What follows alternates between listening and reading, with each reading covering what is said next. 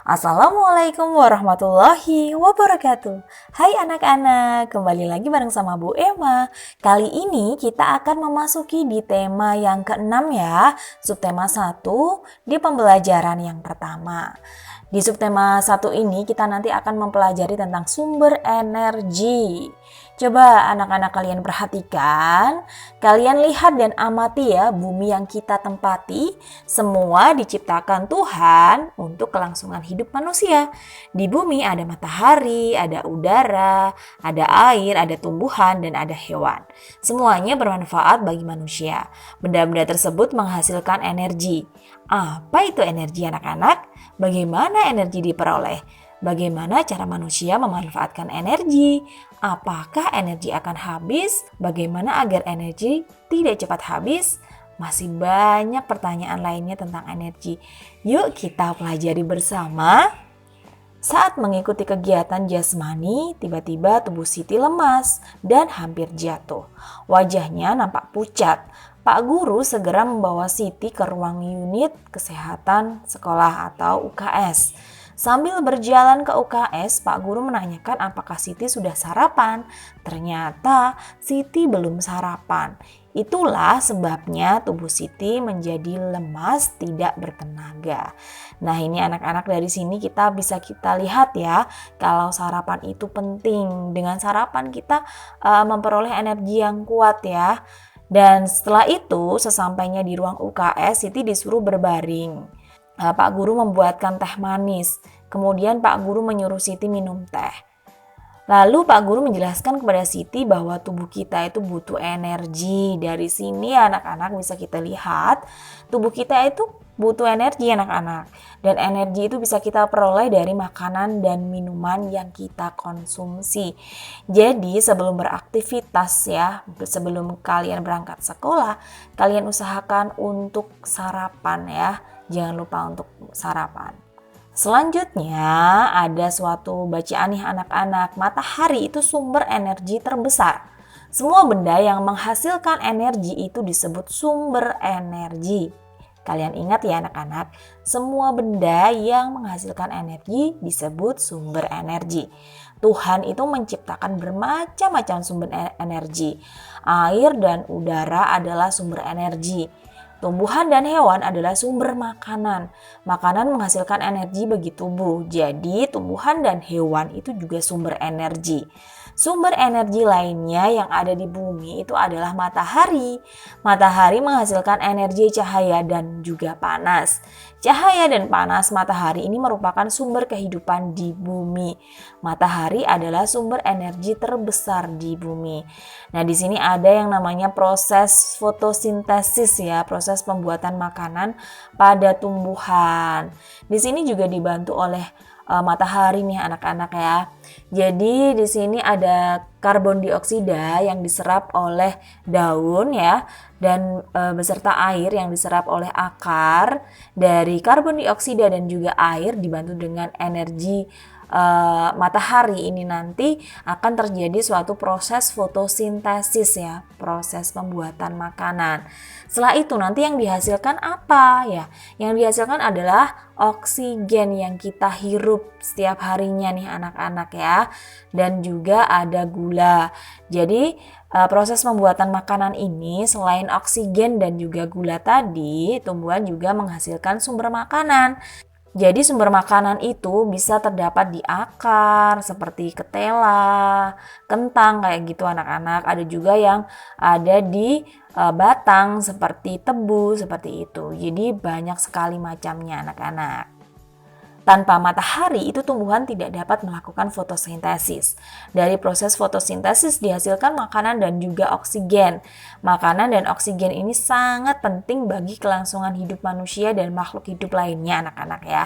Selain membantu proses fotosintesis, sinar matahari itu juga merupakan sumber energi listrik. Melalui pembangkit listrik tenaga surya atau PLTS, energi cahaya matahari ini diubah menjadi energi listrik. Salah satu PLTS terbesar di Indonesia itu terdapat di Kabupaten Karangasem, Bali. Jadi di sini ini sangat membantu ya melalui proses pembangkit listrik tenaga surya. Dari bacaan tersebut itu kita cari beberapa informasi ya melalui pertanyaan yang ada pada buku kalian. Coba kalian lihat ya, di sini ada yang pertama, tuliskan informasi yang terdapat pada paragraf pertama nih anak-anak. Informasi pada paragraf pertama itu adalah semua benda yang menghasilkan energi disebut sumber energi. Itu adalah informasi yang terdapat pada paragraf pertama. Selanjutnya, paragraf keberapakah terdapat informasi tentang sumber energi? Nah, dari informasi bacaan tadi, informasi tentang sumber energi itu ada di paragraf pertama anak-anak. Lalu, apa manfaat energi panas matahari? Tuliskan 3 contoh. Manfaatnya sebenarnya banyak sekali. Salah satunya adalah membantu tumbuhan melakukan fotosintesis. Ada juga sebagai sumber energi listrik tadi ya anak-anak, seperti PLTS tadi. Ada juga mengeringkan bahan makanan dan juga pakaian. Seperti kalian tahu kalau ada proses pengeringan garam. Terus ketika kalian menjemur pakaian, itu adalah manfaat dari energi panas matahari. Apa yang dihasilkan dari proses fotosintesis? Dari proses tadi dihasilkan apa anak-anak? Ya, ada makanan dan juga oksigen. Ingat makanannya bisa terdapat dalam akar, batang, ataupun daun ya anak-anak.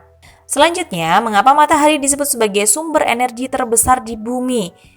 Matahari disebut sebagai sumber energi terbesar di bumi ini dikarenakan matahari ini menghasilkan energi cahaya panas yang sangat besar. Jadi cahaya dan panas matahari ini merupakan sumber kehidupan di bumi. Kalian bayangkan anak-anak, jika di bumi ini tidak ada matahari, kehidupan akan gelap ya anak-anak. Tidak ada yang namanya panas. Terus kehidupan manusia juga akan terganggu sehingga cahaya dan panas matahari ini memang merupakan sumber kehidupan di bumi. Matahari adalah sumber energi yang paling penting di bumi. Kita harus bersyukur atas karunia Tuhan karena adanya energi matahari. Ungkapan syukur dapat ditunjukkan melalui sebuah syair lagu. Melalui lagu kita dapat mengungkapkan perasaan kita terhadap apa saja. Seperti lagu berikut yang mengungkapkan rasa sukacita dan syukur atas adanya matahari sebagai sumber energi. Yuk kita nyanyikan bersama-sama ya. Bu Emma kasih contoh untuk melantunkan syair lagu yang berjudul Matahari yang diciptakan oleh Nur Hasanah. Coba kalian perhatikan. Matahari bersinarlah terang, burung-burung pun berkicau riang. Harum semerbak bunga berkembang, tandanya hari mulai siang. Maha kuasa Tuhan yang esa, yang telah menurunkan rahmat-Nya.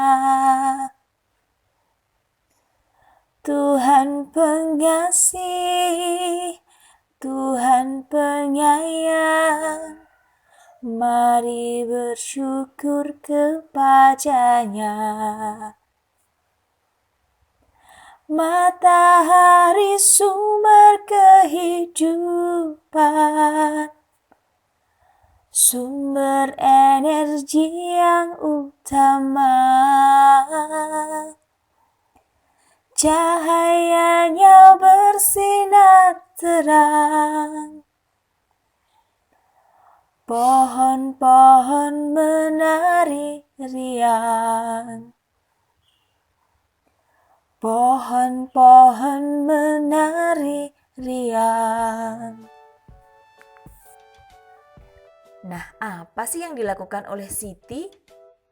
Nah, di sini Untuk membuktikan bahwa matahari adalah sumber energi panas, Siti itu melakukan percobaan ternyata anak-anak. Siti menyiapkan segumpal kapas dan sebuah kaca pembesar. Lalu Siti meletakkan kapas di atas sebuah wadah. Siti memegang kaca pembesar di atas kapas. Siti mengumpulkan sinar matahari ke kaca pembesar dan mengarahkan kumpulan cahaya itu ke kapas. Beberapa waktu kemudian kapas mulai mengeluarkan asap dan terbakar. Jadi pada percobaan itu kita mengetahui bahwa cahaya matahari tidak langsung membakar kapas. Butuh waktu lama sampai kapas dapat terbakar. Kegiatan sehari-hari juga membutuhkan waktu anak-anak. Sama halnya seperti percobaan tadi anak-anak. Jadi setiap kegiatan kita itu membutuhkan waktu.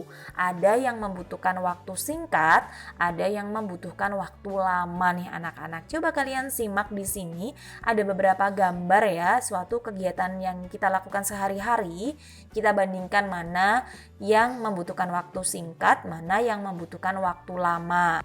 Dari sini kita lihat ya, kita beri centang pada gambar yang membutuhkan waktu lebih lama. Beri tanda silang pada kegiatan yang lebih singkat. Di sini yang nomor 1, di situ ada kegiatan memasak nih anak-anak. Kira-kira kalau memasak itu membutuhkan waktu lama apa singkat anak-anak? Ya, yang lama kita kasih centang. Kalau memakai baju, ya singkat. Lalu kalau kita minum air putih sama mandi, ya kalau minum itu waktunya singkat, kalau mandi itu lebih lama. Untuk yang nomor 3 itu ada kita minum sama mencuci. Ya, minum itu waktunya singkat, ya kita kasih tanda silang. Kalau mencuci itu lebih lama, kasih tanda centang. Yang nomor 4 itu ada tidur sama menggosok gigi. Tidur itu membutuhkan waktu yang lebih lama, kita centang. Lalu gosok gigi itu kalian membutuhkan waktu yang lebih singkat, kalian silang. Ada makan dan juga menyisir rambut. Kalau makan itu kalian membutuhkan waktu yang lebih lama, kalian centang. Lalu menyisir rambut itu kalian membutuhkan waktu yang lebih singkat, kalian silang anak-anak. Nah, kalian sudah dapat membedakan mana kegiatan yang lebih lama dan mana kegiatan yang lebih singkat. Kalian bisa mencari contoh-contoh yang ada di kehidupan kalian sehari-hari ya. Mungkin kalian saat bermain atau yang lainnya. Seperti itu ya. Mungkin itu saja yang dapat Ibu sampaikan pada materi kali ini. Semoga dapat bermanfaat. Wassalamualaikum warahmatullahi wabarakatuh.